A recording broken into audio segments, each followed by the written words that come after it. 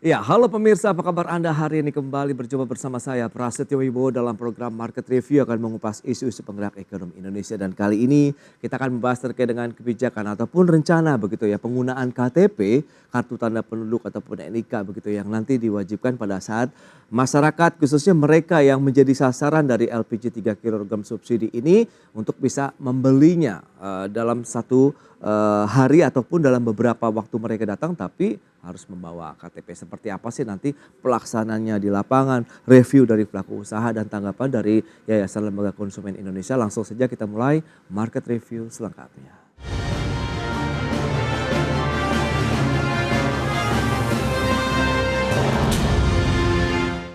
Ya, pemirsa, PT Pertamina Persero akan mewajibkan penggunaan kartu tanda penduduk untuk pembelian LPG 3 kg mulai 1 Juni 2024. Langkah ini dilakukan guna memastikan pemberian subsidi LPG 3 kg tepat sasaran. PT Pertamina Persero melalui anak usaha PT Pertamina Patra Niaga akan mewajibkan penggunaan KTP untuk membeli LPG 3 kg atau gas melon pada 1 Juni 2024 mendatang. Kebijakan ini dilakukan guna memastikan pemberian subsidi LPG 3 kg tepat sasaran. Direktur Utama PT Pertamina Patra Niaga Rifa Siahaan mengatakan, nantinya seluruh agen dan pangkalan akan melakukan pendataan terhadap konsumen saat melakukan pembelian dan mencatatkan data dalam aplikasi Merchant Application atau MAP. Per tanggal 1 Juni nantinya pada saat akan melakukan pembelian LPG 3 kilo itu nanti akan dipersyaratkan untuk menggunakan KTP. Sehingga menuju ke sana seluruh agen dan juga pangkalan itu di titik pangkalan melakukan pendataan terhadap konsumen-konsumen yang melakukan pembelian dan mencatatkan di dalam aplikasi atau sistem yang disebut Merchant Application atau MAP. Berdasarkan data Pertamina, saat ini terdapat 253.000 pangkalan yang telah mencatat transaksi dan akan terus berlangsung. Hasilnya sudah terdata sebanyak 41,8 juta NIK yang mendaftar di subsidi tepat LPG 3 kg dan 86% diantaranya berasal dari kalangan rumah tangga. Sementara Pertamina memperkirakan penyaluran LPG bersubsidi atau LPG 3 kg berpotensi mengalami pembengkakan sekitar 4,4% dari kuota yang dialokasikan pada akhir 2024 sebesar 8,03 metrik ton. Jakarta, Tim Liputan IDX Channel. Baik pemirsa, untuk membahas tema hangat kita hari ini 1 Juni 2024 beli LPG 3 kg wajib KTP. Kita sudah tersambung melalui Zoom bersama dengan Bapak Sudaryatmo. Beliau adalah anggota pengurus harian Yayasan Lembaga Konsumen Indonesia. Selamat pagi Pak Daryatmo. Ya, selamat pagi Mas Prasetyo. Baik, terima kasih atas waktu yang disempatkan dan sudah hadir juga melalui Zoom ini bersama dengan Ibu Sarmila Yahya, Ketua Komite Tetap Bidang Kewirausahaan Kadin Indonesia. Selamat pagi Bu Sarmila. Selamat pagi Pak Prasetyo, selamat pagi Pak Sudaryatmo. Pagi Bu Sarmila. Baik, terima kasih atas waktu yang disempatkan. Ini langsung saja begitu ya, kita bahas terkait dengan PT Pertamina melalui Pertamina Patra Niaga ini akan mewajibkan penggunaan KTP saat membeli gas LPG 3 kg mulai 1 Juni 2024. Tanggapan dari Asosiasi Kadin Indonesia dan juga mungkin pelaku usaha mikro yang di dalamnya pun termasuk ke dalam sasaran LPG 3 kg bersubsidi ini. Silakan, Ustaz. Ya baik, terima kasih. Ini pemberitahuannya ini dalam waktu singkat ya Mas ya. Jadi kita suka nggak suka mau nggak mau mendiskusikan pada saat yang tepat. Waktunya sudah mepet Mas Prasetyo, besok nih gitu. Sebenarnya pencatatan LPG di pangkalan-pangkalan ini sudah berlangsung di 2010 Mas. Ada 253.000 pangkalan di Indonesia ya, pangkalan ini.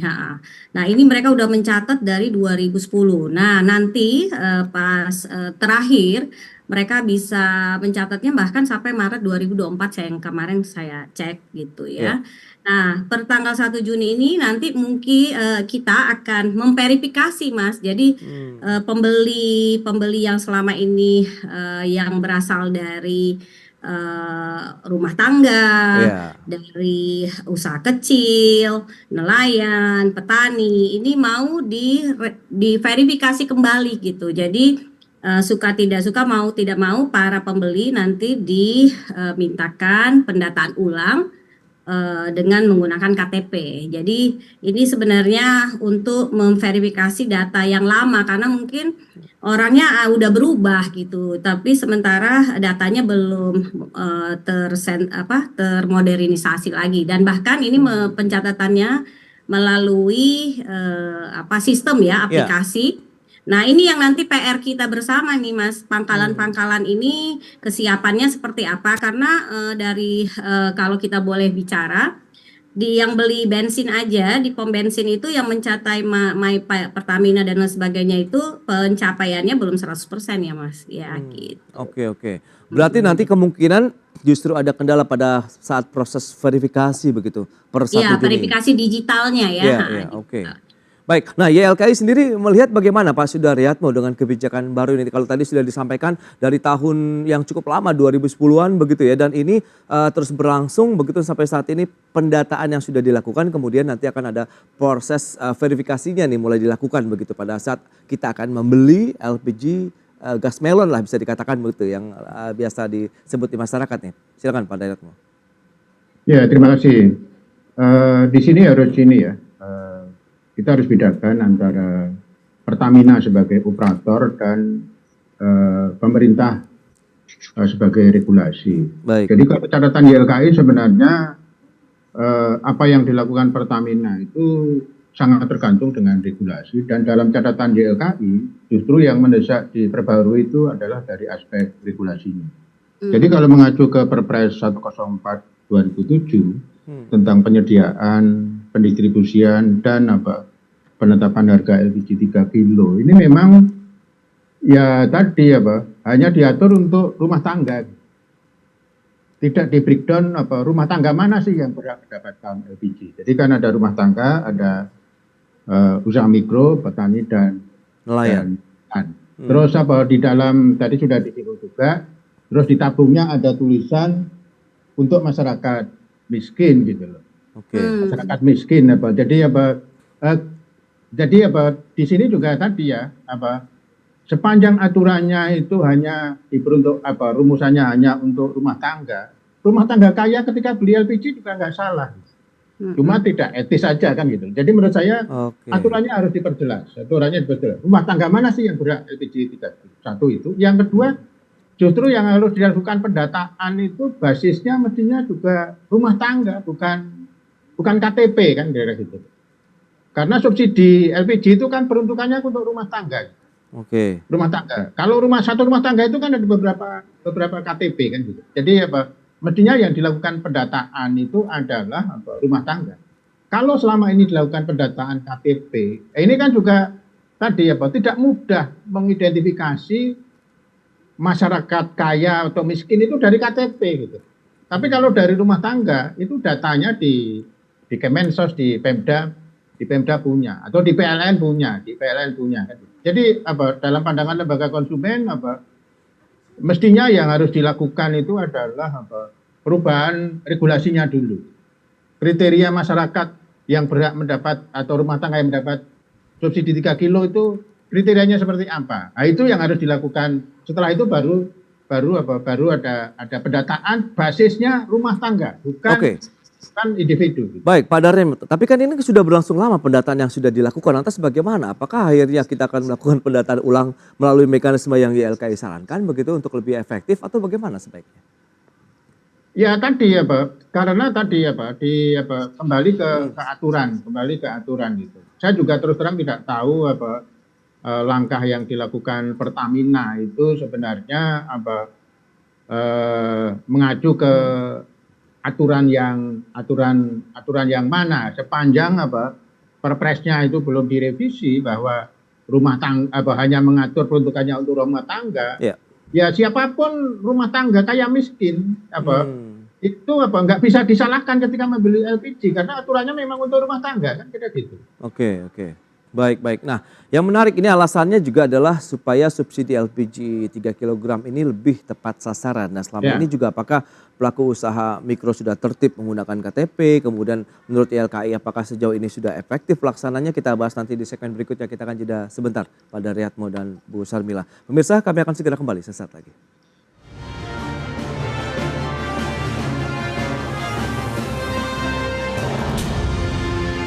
Ya, terima kasih Anda masih bergabung bersama kami dalam Market Review. Pemirsa, berikut ini kami sampaikan data terkait dengan kelompok masyarakat yang berhak begitu ya bisa menerima ataupun membeli dari LPG 3 kg ini atau gas melon. Ya, seperti yang bisa Anda saksikan tadi di layar televisi Anda ada rumah tangga, pelaku usaha mikro, kemudian nelayan dan juga petani. Dan berikutnya kita lihat total pendaftaran subsidi tepat LPG per April 2024.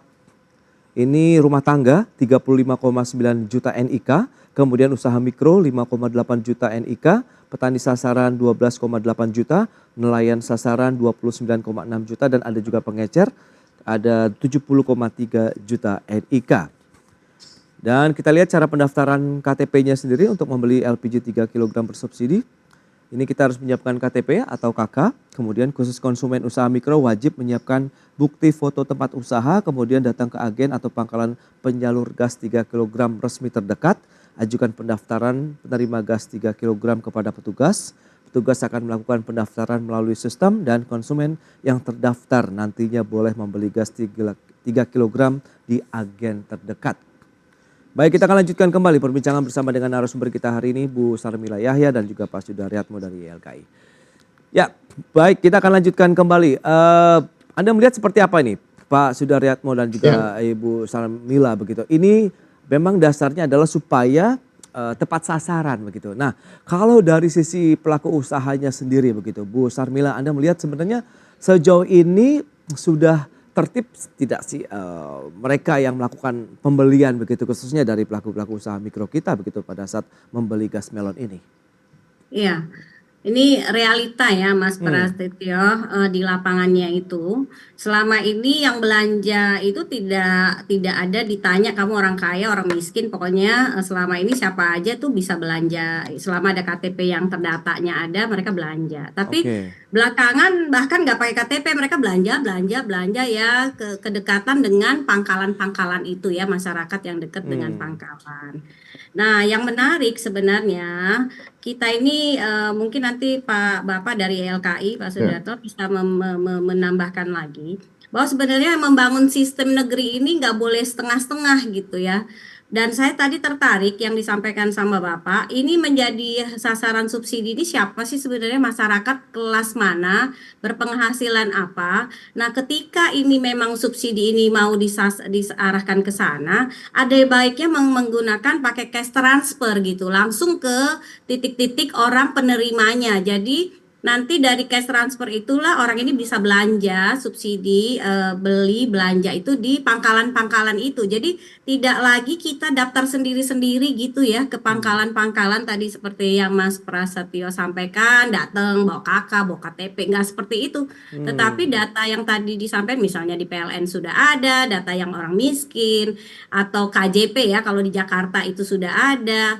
Atau juga bisa single identity dengan PLN gitu, kolaborasi dengan multi pihak lah antar kementerian dan lembaga sehingga tidak masyarakat yang mendaftar sendiri masing-masing dan satu keluarga itu kalau base-nya tadi KTP bisa satu rumah itu bisa berarti beli 5 tabung kalau ada 5 KTP satu rumah gitu ya. Itu juga nggak ini jadi jangan terburu-buru sehingga penerima manfaatnya ini niatnya pemerintah beri subsidi nanti akhirnya tidak tepat sasaran, uang habis, tapi penerimanya yang bukan penerima haknya gitu Pak. Itu yang menurut saya. Nah itu dia Pak Sudaryatmo, bagaimana pandangan YLKI sendiri? Apakah kita harus melakukan verifikasi ulang, pendataan ulang lagi atau bagaimana? Karena pasti akan ada proses yang mundur lagi ke belakang. Sementara kuota dari pemberian subsidi untuk LPG gas melon ini pun juga sudah mulai terbatas begitu.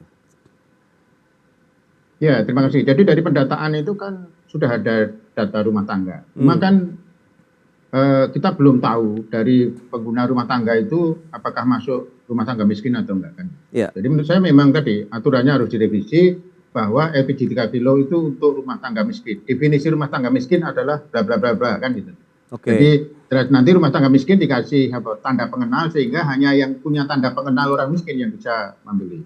Kemudian yang kedua adalah tadi di pengawasan ini juga ada problem kelembagaan. Jadi kalau kita bicara pengawasan ini kan aparat yang institusi pemerintah yang paling dekat itu kan pemerintah kota kabupaten. Cuma dalam Undang-Undang Nomor 23 Tahun 2014 tentang pemerintah daerah, energi itu menjadi urusan provinsi, bukan urusan pemerintah kota kabupaten. Ini yang jadi masalah itu. Oke. Tidak mungkin provinsi itu mengawasi distribusi LPG. Kalau provinsi seperti Jogja mungkin kita masih bayang. Tapi kalau provinsi Jawa Timur, Jawa Tengah itu tidak mungkin mengawasi. Jadi ini ada problem kelembagaan. Jadi misalnya sebagai contoh itu loh. Oke. Ini yang di usaha mikro gitu loh. Saya melihat ada usaha laundry di ruko, dia menggunakan pemanas pakai LPG 3 kilo. Siapa yang ngawasi? Oke. Siapa yang ngawasi gitu? Itu yang Jadi pemerintah kota kabupaten itu dia karena bukan urusan pemerintah kota kabupaten, di struktur organisasi pemerintah kota kabupaten itu tidak ada kotak energi kira-kira gitu. Jadi ini problem kelembagaan ini yang menurut saya harus diberesin juga dalam konteks pengawasan, bahkan jangan hanya pengawasan untuk penetapan harga itu banyak pemerintah kota kabupaten itu yang keberatan membahas penetapan harga eceran tertinggi LPG 3 kilo karena itu bukan urusan pemerintah kota kabupaten, itu urusan provinsi. Jadi ini yang tadi menurut saya memang dari sisi regulasinya itu memang mestinya itu harus diberesin dulu baru kita bicara tepat sasaran, pengawasan. Seperti itu. Baik, tapi dari sisi konsumen Anda melihat bagaimana dengan penerapan kebijakan ini kan akan diterapkan 1 Juni, berarti besok. Kemudian Anda melihat proses regulasinya juga masih perlu ada yang dibenahi. Nah ini bagaimana ya Anda melihat begitu, sikap apa yang mungkin harus diambil begitu, apakah penundaan atau bagaimana? Saya terus terang juga tidak tahu ya data yang sudah diinput Pertamina itu dulu seperti apa. Tapi kalau targetnya pengen melakukan profiling pengguna LPG itu masuk akal. Tapi kalau sampai tepat sasaran, menurut saya kok masih terlalu jauh. Terlalu jauh. Jadi kalau tepat sasaran kan ya tadi basisnya keluarga, Pertamina atau walaupun datanya bukan dari Pertamina, tapi juga Pertamina itu punya data keluarga miskin yang berhak sama yang tidak berhak dan itu diinformasikan ke agen sehingga agen nanti akan ngecek pembelinya itu masuk rumah tangga miskin atau bukan kan gitu. Oke. Baik, nah bicara mengenai proses yang sudah berlangsung cukup lama ini Bu Sarmila, Anda melihat apakah sejauh ini juga ada sosialisasi, pendampingan atau mungkin ada yang bertanya lah paling tidak di lapangan begitu ataupun instruksi kepada pelaku usaha mikro lah misalnya ataupun asosiasi untuk membantu pendataan pada saat kita membeli gas melon ini sebelum-sebelumnya. Oke. Di Indonesia kita kenal ada namanya Hiswana Migas, pengusaha minyak bumi dan gas ya. Kalau di Kadin Indonesia kita ada Hiswana Migas. Oke. Nah, mereka itu umumnya orang-orang itu selama ini tuh sudah dapat datanya gitu Mas Pras. Jadi jualan itu dia sebagai pangkalan itu dia udah ada nama-nama yang akan belanja gitu ya, dia ngajuin. Tetapi jika nama yang belanja itu nggak datang, ada orang lain yang belanja ya dia kasih aja gitu. Yang penting si pangkalan nggak rugi kan. Misalnya dia udah ngambil ke Pertamina 100 biji misalnya, 100 tabung gitu kan. Atas namanya waktu ngusulin ke Pertamina kan dia ada daftar namanya gitu. Nah begitu nanti daftar namanya nggak datang bisa juga ini datanya ini yang lama-lama data lama jadi dikasih lagi. Nah kalau dengan ada verifikasi yang sekarang ini menurut saya sih baik banget. Jadi kayak mendaftar ulang sih sebenarnya ya. Menurut saya sih ini niatnya pendaftaran ulang dengan menggunakan berbasis digital supaya nantinya ke depan setiap yang belanja itu sesuai nggak, kemarin si Pangkalan ngajuin 100 namanya si A, B, C, D, D. Nah sekarang ini benar nggak yang 100 itu datang belanja lagi. Nah yang menarik sebenarnya apa yang disampaikan tadi, yang nama 1 sampai 100 ini sekarang orang-orangnya benar menjadi target sasaran negara ini untuk disubsidi atau enggak, itu yang menjadi PR sebenarnya. Yang harus pelan-pelan, mungkin karena ini terdesak waktu, Iya, iya. sosialisasi jujur kita nggak pernah dikasih tahu nih. Kalau nggak tahu Bapak YLKI, kalau saya di Kadin kita belum ada. Nah ini juga himbauan nih kepada pemerintah dan siapa aja pengambil decision di negeri ini. Ada baiknya kita juga diundang, selain DPR juga kita tokoh-tokoh ataupun apa namanya organisasi asosiasi, ada baiknya juga diajak diajak rundingan lah seperti itu. Dan Oke. kalau boleh memang ada aturannya Pak, dari 3 bulan sebelum dilaksanakan gitu. Jadi semua kita bisa mengawasi, bisa ini. Nah tadi untuk provinsi atau kabupaten kota yang menangani untuk pengawasan dan lain sebagainya dalam pelaksanaan ini, sebenarnya Pertamina dia punya jalur sendiri sebagai pelaksana di lapangan. Jadi pemerintah itu sebagai partner saja, karena ini semuanya di bawah BUMN Pertamina dan anak perusahaannya sebagai pelaksana di lapangan. Jadi ini sebenarnya bisnis, cuman dibantu beberapa dapat tebus murah lah atau subsidi. Nah tadi kembali lagi saya minta izin, minta tolong supaya ini tidak moral hazard di lapangannya. Kita minta cash transfer kepada orang-orang yang memang namanya sesuai dengan target. Jadi nanti nama itu yang ada namanya yang boleh datang ke Pangkalan ngambil atau belanja gas LPG bersubsidi tadi. Seperti gitu kayak KJP, bahkan kalau perlu ada kartu atau apalah. Ada apalah tanda yang mencirikan dia yang berhak membeli LPG 3 kilo itu. Oke, berarti ini yang diharapkan juga dari YLKI begitu ya, memang ada satu pendataan yang jelas dan tegas begitu bahwa memang mereka lah yang berhak begitu ya bisa membeli gas melon ini begitu, karena memang kalau kita ratakan ini konsumennya adalah rumah tangga juga tidak ketahuan kan batasannya di apa, bahkan UMKM aja ada batasannya Bu ya, masuk yang mikro berapa sih, yang menengah berapa. Baik, kita akan bahas nanti di segmen berikutnya, kita akan jeda sebentar dan pemirsa kami akan segera kembali usai pariwara berikut ini.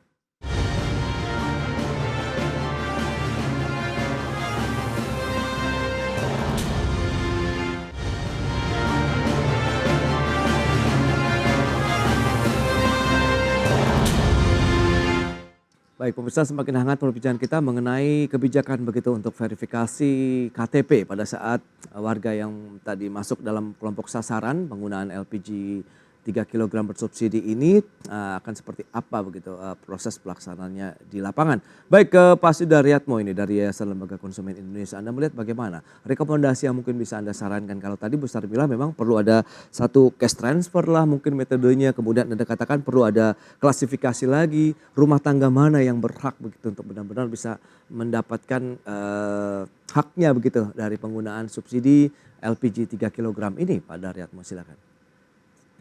Ya pertama ini ya harus ada penegasan bahwa subsidi ini ke orang atau ke komoditi, ke barang kan gitu. Jadi kalau itu harus diputuskan. Jadi kalau ke orang itu ya tadi harus ada mekanisme di mana yang berhak itu ya orang yang masuk kategori miskin tadi kan gitu. Kemudian yang kedua kalau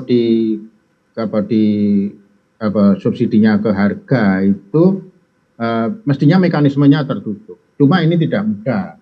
Mekanisme tertutup itu hanya bisa dilakukan untuk subsidi layanan yang dia ada jaringan kayak PLN atau City Gas, gas melalui pipa itu bisa. Tapi kalau bisa di deliver seperti LPG menjadikan pasar tertutup itu tidak mudah kan gitu. Jadi terus bisa juga alternatifnya adalah tadi LPG 3 kilo itu bisa dipasarkan secara terbuka, tapi harga kepada masyarakat yang dapat subsidi sama yang tidak subsidi itu beda. Cuma ini nanti juga di level di lapangan itu tentu tentu ini ya, tentu bagaimana harga yang satu komoditas itu harganya beda. Ini juga pengawasannya sama potensi melihatnya juga cukup tinggi. Tapi secara kelembagaan YLKI mendukung upaya untuk melakukan pembenahan supaya alokasi LPG 3 kilo itu tetap tepat sasaran lah. Oke. Terakhir dari Bu Sarmila ini, lantas bagaimana kalau misalnya Anda melihat ini memang satu tujuan yang mulia begitu untuk supaya tepat sasaran, tapi perlu ada pembenahan dari sisi pelaksanaan verifikasinya. Nah ini seperti apa nih rekomendasi dari Kadin Indonesia sendiri? Iya, kita jalanin dulu Pak Prasetyo, jalanin dulu karena waktunya tinggal besok. Nanti kita lihat 1 minggu review, nah nanti kita lihat. Tapi karena pemaksaan lah, ini kan udah dipaksa besok nih, harus kita mau bilang lagi ya, kita hanya bisa mitigasi resiko dan saya yakin mereka juga tim-tim pelaksananya yang untuk pelaksanaan ini sudah disiapkan untuk meminimalkan resiko. Nah kita lihat perkembangannya 1 minggu ke depan Mas Prasetyo. Mudah-mudahan targetnya tidak jauh berbeda karena tadi udah sampaikan data itu sebenarnya udah ada kan, seperti Mas Prasetyo bilang udah ada, tinggal dimasukkan verifikasi, masukkan ke sistem seperti itu Mas. Jadi nanti siapa yang tidak bisa masuk ke sistem berarti mereka tidak lagi bisa mengakses subsidi itu. Jadi nanti lama-lama ini angka subsidinya berkurang karena dia nggak bisa masuk ke sistem gitu. Jadi menurut saya kita berikan kesempatan dan berikan apresiasi buat mereka yang untuk memverifikasi. Jadi mungkin data-data lama itu tidak lagi akurat Mas. Jadi dengan cara begini, digitalisasi ini nanti data-data akurat lah yang masuk seperti itu di lapangannya.